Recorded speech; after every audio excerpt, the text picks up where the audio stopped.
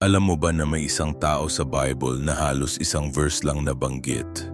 Pero ang legacy niya nakaapekto sa buong story ng Abraham?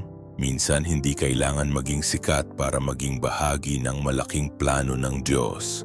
Si Haran ay anak ni Tera at kapatid ni na Abram at Nahor. Nakatira sila sa Ur of the Chaldeans, isang maunlad na lugar noong panahon na iyon. Ngunit isang malungkot na pangyayari ang nangyari. Namatay si Haran ng maaga habang buhay pa ang kanyang ama. Iniwan niya ang kanyang anak na si Lot. Dahil dito, si Abram ang nag-alaga at nagsama kay Lot sa kanyang journey. Nang tawagin ng Lord si Abram na umalis at sundin ang kanyang plano kasama si Lot sa paglalakbay. Kalaunan si Lot ay naging bahagi ng mahahalagang pangyayari sa Bible, kabilang ang story ng Sodom and Gomorrah. Kahit maiksi ang buhay ni Haran, ang kanyang pamilya ay naging bahagi ng dakilang plano ng Diyos. Hindi sukatan ng haba ng buhay ang halaga mo. Kahit maiksi ang panahon, pwede kang mag-iwan ng lasting impact sa pamilya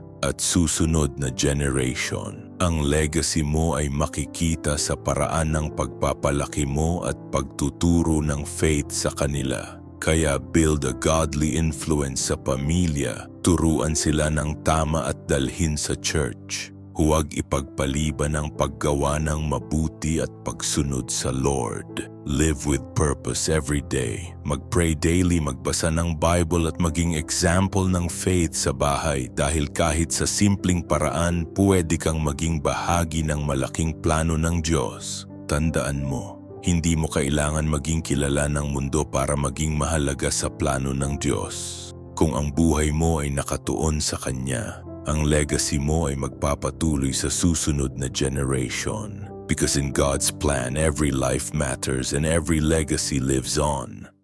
Salamat sa pakikinig, kapatid. Ano ang natutunan mo ngayon? I-comment mo at huwag kalimutang i-like, i-share at mag-subscribe.